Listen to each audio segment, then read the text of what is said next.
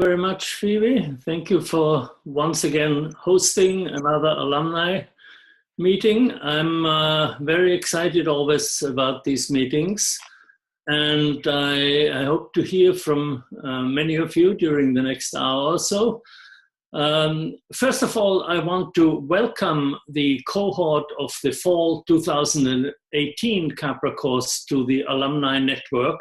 The network is now just under 1,000, and by joining it, you are able to continue the conversations you had during the course, to participate in meetings like this one, and you may even catch a face-to-face alumni meeting in the region where you live.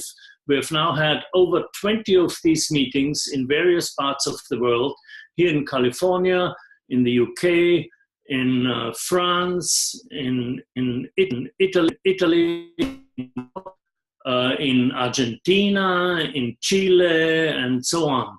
I've been present at 7 of these meetings, and I really enjoyed them. It's always a very warm atmosphere. People are very excited. And what I noticed is that people often engage in projects. They form stable groups, ongoing groups, and engage in projects together.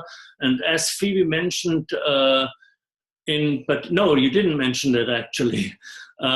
In particular, there have been people discussing how we can make the alumni network more user-friendly, how to encourage people to engage with it more often and easier. And Phoebe, maybe you could say something about this. I think there's a working group forming about that. Is that right? Yes, I was just going to see more about that. A bit of echo, so I'll keep it short. I am from anyone who Fritjof, would you mind? I'll just mute the microphone because that was some really bad feedback there. I will be leading an alumni working group for anyone who's interested in exploring alternative platforms to the current Capra course alumni network platform. And I've tested out a couple of alternatives and looked at things like LinkedIn and Mattermost and Slack. And so anybody who's got a tech background or a background of using platforms for facilitating communities or groups, I'd love to hear from you. So I'll drop my email address into the Zoom group chat, because currently we have Tanuja, Bruce, and Seymour from the alumni group involved. So please do reach out. It would be great to have more people. And I will unmute you now, Fritjof. Okay, well, now let me go on to some very exciting news from the forefront of science, which you may or may not have seen. A global team of 1,200 scientists from 52 countries has discovered a vast underground ecosystem teeming with microbial life. The size of this subterranean biosphere is twice the size of the world's oceans. That's absolutely astonishing. And of course, if you imagine a sphere and the size of the oceans to be twice the size of that, you have to go very deep down into the earth. And that's what this ecosystem actually does. It is more than 5 kilometers down into the ground, way under the ocean floor. And its biomass is hundreds of times the combined mass of every human being on Earth. Absolutely astonishing. This discovery is based on research of over 10 years, and scientists engaged in this research are now talking about deep life that flourishes at these great depths in environments of extreme heat, total darkness, and extreme pressure. Researchers say that the diversity of these microorganisms is comparable to that of the Amazon or the Galapagos Island. and it is still largely pristine because there has been very little, hardly any human impact. The strangest thing is that some of these organisms have metabolisms that are so slow that they live for thousands of years. And they do so by virtually not doing anything. They barely move except during tectonic shifts or eruptions. Now, what this means is that there is as much life within the Earth as on its surface. And many people with whom I have had discussions about this find this strangely reassuring. No matter what we do on the surface of the Earth, there's more life inside than on the surface, and this life continues. Now, naturally, this discovery brings up a host of questions. Did life originate deep down in the Earth, or, which I think more likely, did it originate in the primeval oceans and then migrate downwards? And my friend and co-author Pierluigi Luisi, with whom I have discussed that, points out that petroleum is also found deep in the Earth. And as you know, petroleum is plant material originally. So that plant material also migrated down deep into the Earth. So Luigi and I both think that life must have originated in the oceans and then migrated downward. What can we learn from this deep reservoir about the early evolution of life, and in fact about the evolution of the entire Gaia system? And finally, if deep life is so different from life on the surface of the Earth, what does this mean for other planets? Mars, for instance, is believed to have had water at some distant past. Maybe life originated in water on Mars and then migrated down so deep that we cannot detect it now. Who knows? So lots of intriguing questions. And if you want to read more about it, there has been a report about this discovery in The Guardian in the UK about a month ago.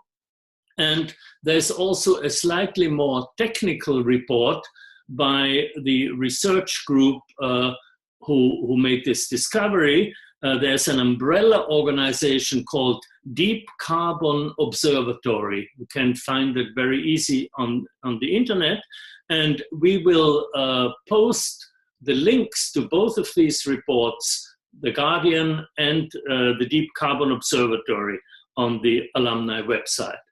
So I'm very excited about this and intend to follow it closely, and who knows what we will discover in the next few years.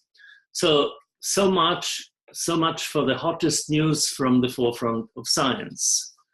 And now I would like to comment. I think we can have time for questions, and I would like to begin by commenting on a question that we received from Ion Leseta, who is also online now. It's an important and very interesting question. He writes, I'll just read it out. According to the theory of autopoiesis and the system's view of life, a living system is organizationally closed and energetically open. What happens at the level of information? Is the living system open or closed to information from the environment, or both, depending on the significance of the information? Well, it sounds like an intriguing question, and I think the answer may surprise you. It's a question I did not address in the course, so I'm very glad to have this opportunity to talk about it. The answer may surprise you. The concept of information turns out not to be relevant at the biological level. Let me explain. As I mentioned in the course, you may remember, in the Santiago theory, cognition is not seen as a representation of an independently existing world, but rather as a bringing forth of a world in the process of living. Now, together with the idea of a mental representation of an independent world, the Santiago theory also rejects the idea of information as some objective features of that independently existing world, some packets of features that we can pick up from the world. Now, the rejection of representation and of information as being relevant to the process of knowing are difficult to accept for us because we use both concepts constantly. The symbols of our language, both spoken and written, are representations of things and ideas. And in our daily lives, we consider facts such as the time of day, the weather report, the phone number of a friend, and so on. We consider this as valuable information. So how can the Santiago theory say information is not relevant? Well, we must remember that for human beings, cognition involves language, abstract thinking, and symbolic concepts that are not available to most other species. The ability to abstract is a key characteristic of human consciousness. And because of this ability, we can and do use mental representations, symbols, and information.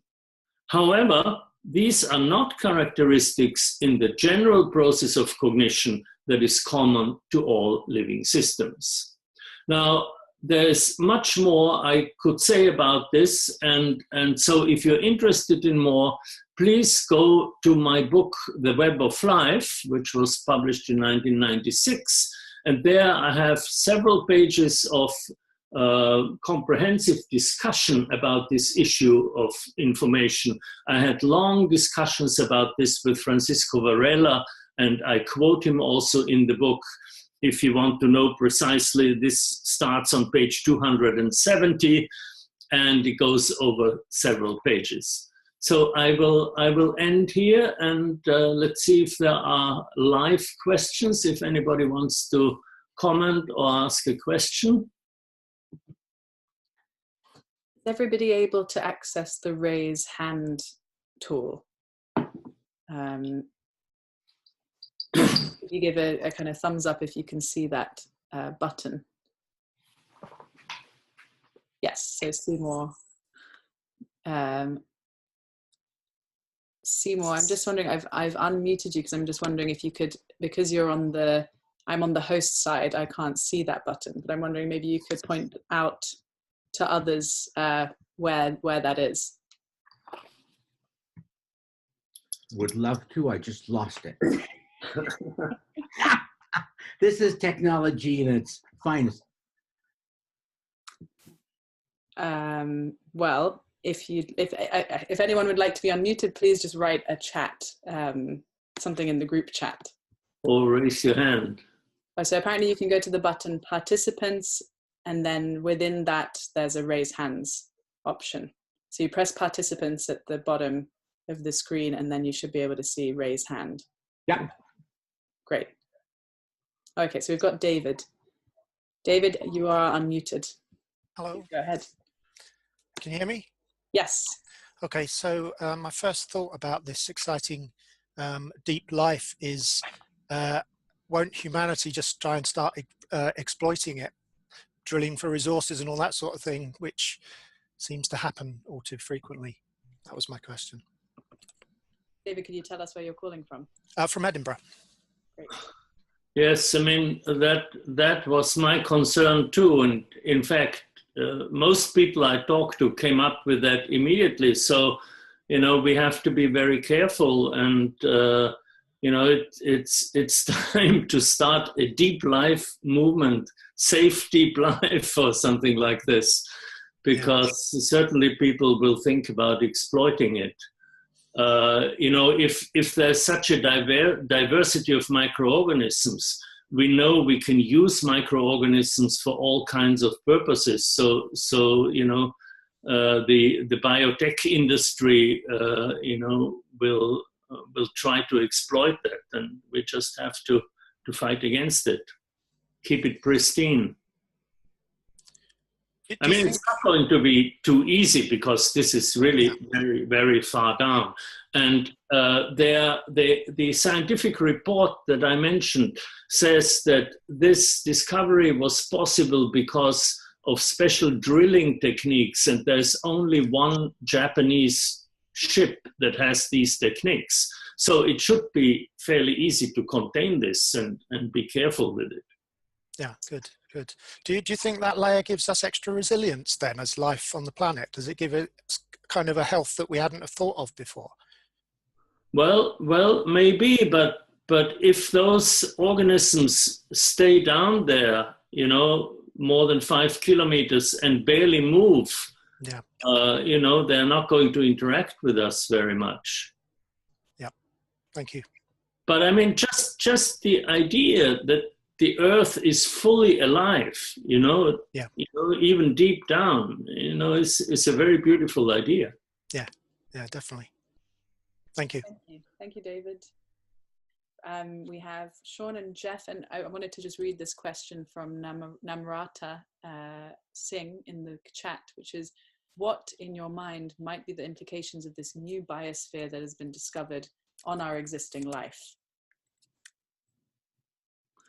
Well, I think we discussed it pretty much with David. The impact on the existing life is not going to be very strong, the direct impact, because if those microorganisms stay down there and barely move and live down there for thousands of years, unless there's a volcanic eruption, they're not going to come up.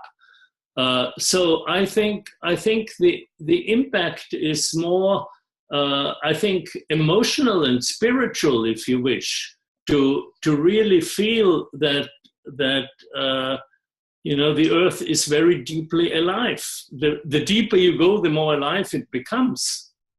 This is really quite amazing. Would it be possible, Fritjof, to be bringing samples up from there and, using them in laboratory research and breeding these bacteria, using them for genetic engineering? Well, they may or may not have done that already. I'm not sure. But if you go to this Deep Carbon Observatory website, it not only has a general report, but it also has access to all the scientific papers. I don't know whether you and I can have access to that. You probably have to be part of a scientific institution. You probably can do this easier than I. You have all kinds of connections. But it might be worth looking whether they have brought samples up or not. I don't know. There are pictures anyway. There are plenty of pictures of microorganisms. So no, they must have brought samples up, because if they take pictures, they don't have microscopes deep down. They have brought them up and taken pictures, yes. That suggests that they have. Yeah. We'll go on to, there's some people who have raised their hands. I'm going to just answer them in order. So we've got Sean, then Jeff, then Hannah, then Lisinka. So Sean, you should now be unmuted if you want to go ahead. Yeah, can you hear me okay? We can hear you perfectly. Yeah. Okay, very good. Okay. I wanted to address the issue of information and information and systems theory. My sort of PhD work was on the cybernetics and information and social information in particular, but I studied physicist David Bohm in his thesis that energy is information. That there's a tripartite substance of the universe, which is energy, matter, information, and they're equivalent. Energy is matter, E equals mc squared, and energy matter is information. And they're basically, in his configuration, it's one and the same thing. It's all the same thing, okay? Energy matter signifies, and with the theory of entanglement, we know that matter, energy their entanglement means they're signifying to each other, that there's a signification that's constant. And therefore it is significant, and therefore it has meaning, that the universe is essentially meaningful because it is significant, because it signifies. So energy, matter, information is all the same thing for David Bohm. And there are other physicists of cybernetics, physics, who study the physics of information. And what they say is that energy and information is not exactly the same thing, but they're related. They're constitutional. They're co-constitutional in the sense that energy is arranged in patterns, and those patterns are information. Okay, it's not just the same energy everywhere. There are differences in terms of frequency and density and all kinds of differences that we can observe about energy matter, okay? And they're arranged in patterns, and those patterns are information. So the whole universe is itself information. And so when you have open and closed systems, you have systems that are open as to energy in the environment or signals from the environment, but closed as to operations, which is also Luhmann's theory, which he applied to social systems. Then what you have is a system that is open to information. If it's open to energy, and it's open to chemical signals from the environment and heat, temperature signals, and it's open to other kinds of energetic signals, then it is open to information. And there's more to say about that, but that's just the basics. Yeah, thank you, Sean. I think this would require a long discussion, and this would go beyond the framework of this meeting. But let me just say that my view is that, you can cut the cake in many ways. There are many concepts you can use and combinations of concepts. I have used 4 perspectives on life, and I didn't do this in the course, but I do it. I have this discussion in the textbook. I use the perspective of matter, which includes energy, and then the perspective of form, which is pattern. So the same 2. And then I synthesize those 2 in my synthesis through the perspective of process, because in living systems, form is always changing and is always dynamic. And then finally, when I come to human systems and consciousness, I introduce the perspective of meaning.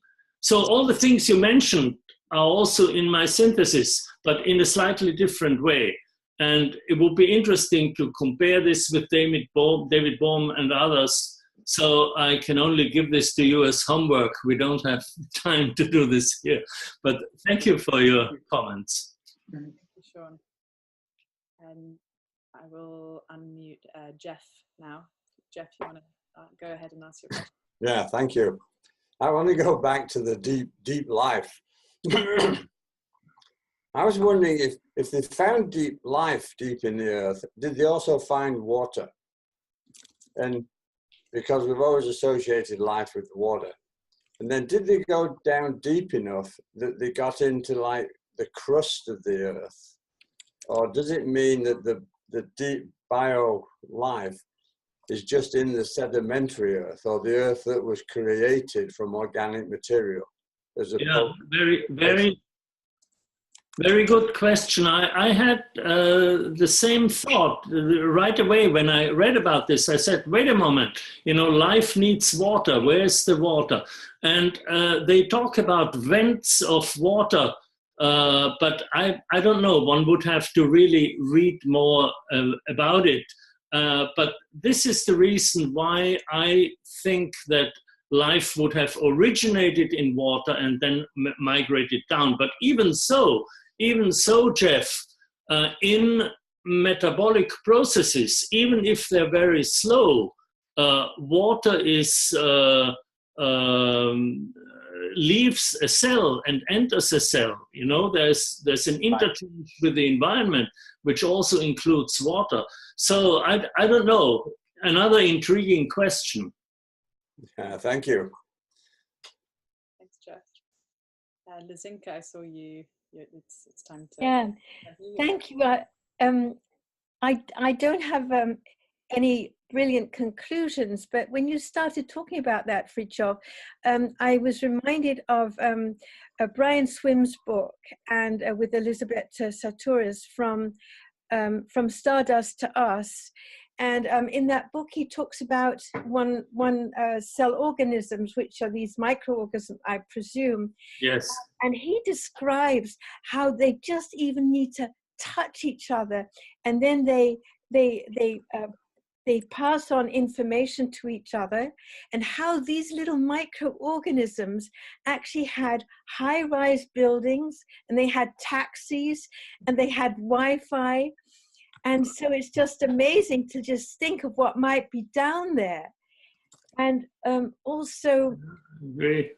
the question of, you know, I wonder if these microorganisms might be able to prevent us humans from exploiting them. But of course, you know. Yeah, I mean, the microcosm is full of wonders. And the best book I know is the one by Lynn Margulis and her son Dorian Sagan, and it is called Microcosm. And in my book, The Web of Life, which I mentioned already, I rely very much on this book, Microcosm. And I have a long chapter on evolution, which is practically, you know, based on Lynn Margulis's work. What did you say the name of the chapter was, Fritjof?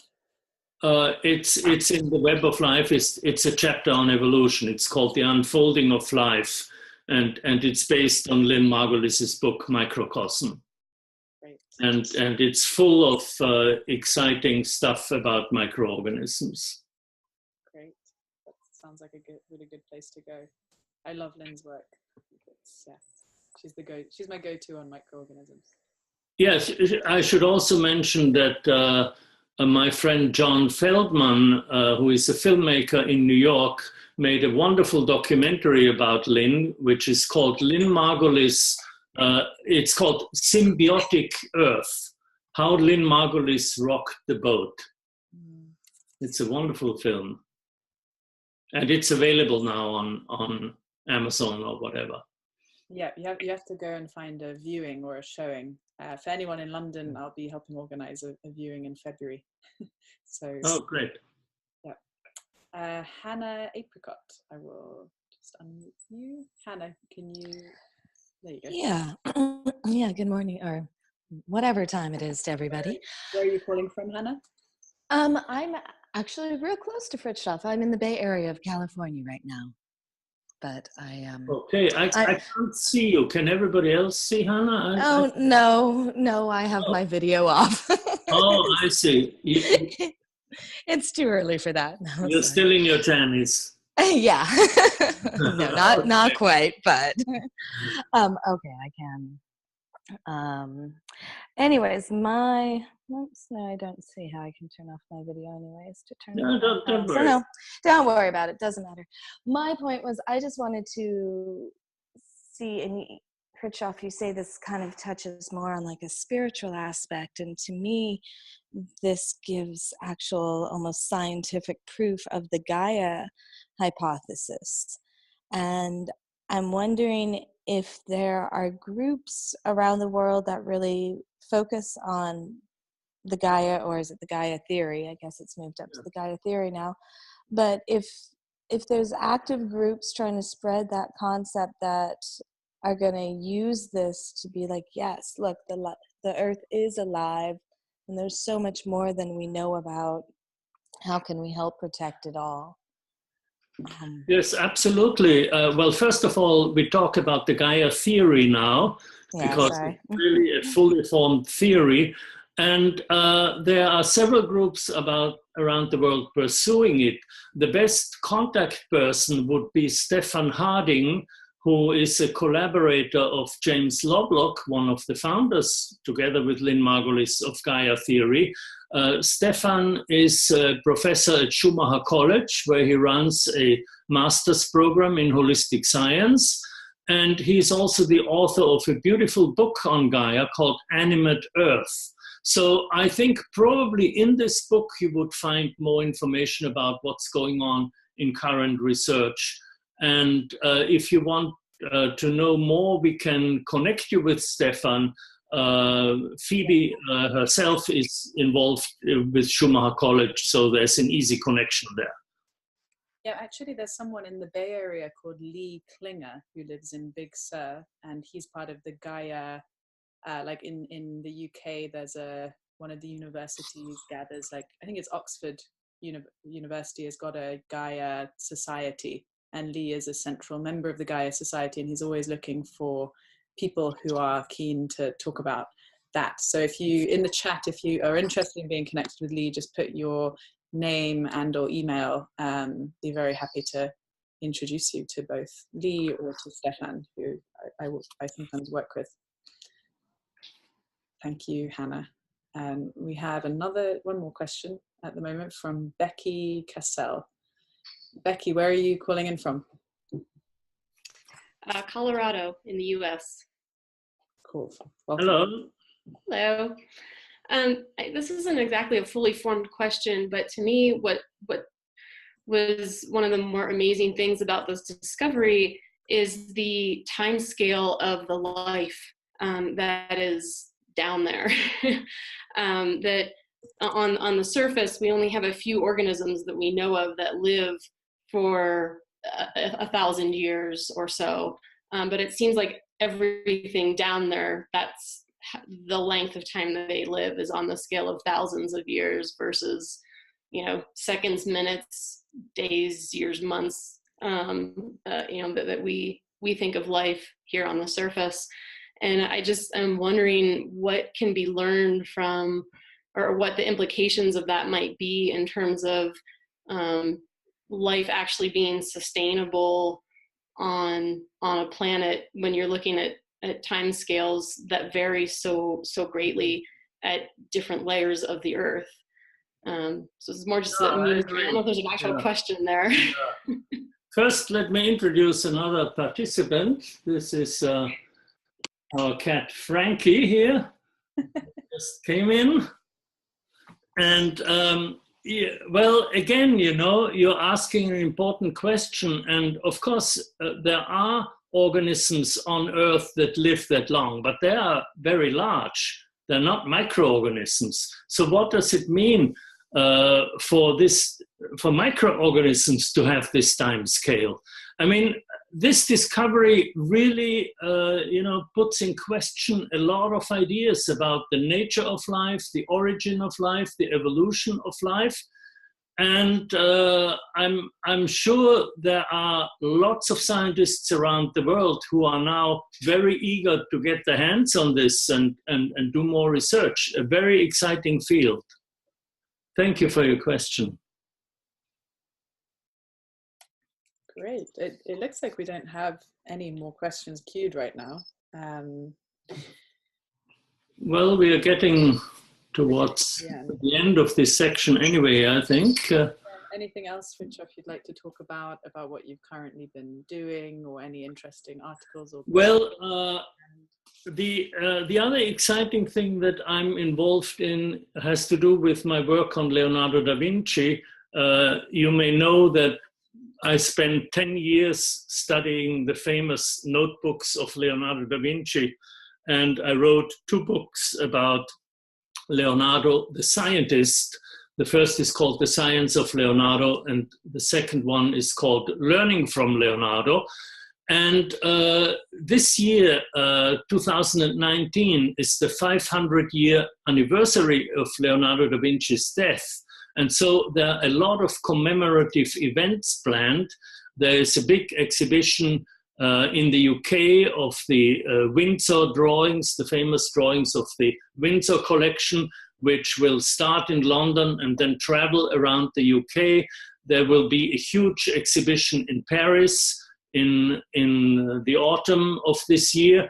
And in Italy, there are a number of events, a whole series of events. And I'm very happy to say, I'm very honored that I've been invited to participate in several of them. Maybe the most prestigious is an exhibition in Florence about Leonardo's botany, a subject I have treated also in my books. And the city of Florence has invited me to be the scientific curator of this exhibition. This is a tremendous honor for me to be recognized in Italy as a Leonardo scholar. And I'm now, I've spent several weeks already, a couple of months, preparing the exhibition with a team from the city of Florence. For those of you who know Florence, it will be in the church of Santa Maria Novella, which is near the railway station. And this church has a very beautiful, was a monastery in the past, and has a very beautiful dormitory, several rooms with sort of a forest of columns.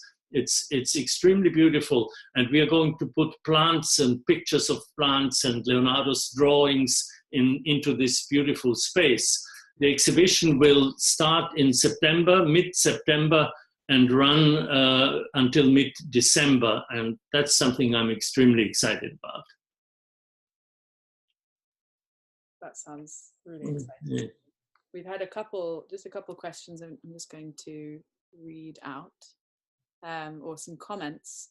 We've got Sean, who says that his takeaway from the conversation is slow down. The slow movement is sustainable movement. Reduce the rate of movement and metabolism to the pace of life. Very good. That's excellent. I think it's a really nice comment. Yeah. Tanuja answers, if we slowed down, New York City would implode, which is a funny contrast. I'm seeing whether there are any questions here. Somebody's asked, Tanuja's asked, said congratulations about the announcement about the exhibition in Florence. Thank you. How can alumni best support your work, Fritjof? Well, I think the best I can say is we'll stay in touch. We're just beginning to prepare the exhibition now, and I will stay in touch with you and give you another report maybe in a couple of months, and then we'll see. Mm. And maybe we can all have a live alumni meeting in Florence. In the exhibition amongst the plants. Yes, you just send in your email and Phoebe will send you the tickets. Great. I mean, just before we finish, this is an obvious way and I may be biased as to how you might support Fritjof's work, but sharing Capra course and bringing the right people to us so that anyone who would benefit from learning about Fritjof's work on the course can be part of this community. Because obviously all of you know lots of people who are the perfect people to be joining this group of people. So I would like to echo that you, the alumni, are the best ambassadors for the Capra course. As you may know, the spring course will start on the 27th of February. Registrations are now coming in, and we have created a momentum. From the beginning of designing this course, I've had this dream of building up a global network of systemic thinkers and activists, and I think we are doing that with about 1,000 people having taken the course now, and I would just love to keep up the momentum, and if you can help by just talking to your friends and or posting things, we have an announcement of the spring course, a digital announcement that we'll be happy to send to you if you want to post it on your social media or do anything with it that promotes the course, and I'm deeply grateful to you if you do that. Yeah, and also the Facebook page is full of, I've just published a meme that lets people know a nice image about the spring Capra course being open. So sharing that and tagging for people who you think would really like Capra course would be really great. Very appreciated. Great. I just had a thought. I'm still thinking back to Deep Life and our conversation, which I really enjoyed today. When I said that the impact is more emotional and spiritual, it made me think now that I've always thought that deep ecology is the kind of philosophy that is closest to spirituality. And so now there is this connection between deep life and deep ecology, which I think is significant. That's a really nice connection.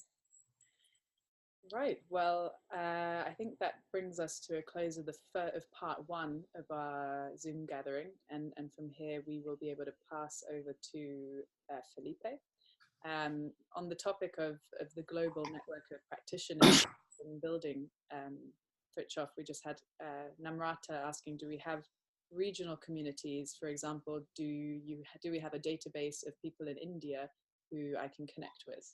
And Mira just Mira just commented saying that we have an alumni group page for India on the Alumni Network site, and that really the existing Alumni Network platform is a great place to start a conversation or a discussion thread or a group and say, hey, I'm based in Bangalore in India, who else is around? So please make use of the network site to connect to each other. And as I said already, we'll be researching in a working group alternative platforms such as LinkedIn that have more functionality for that kind of connecting ability. For example, having a map where we could have people input their profiles and see each other.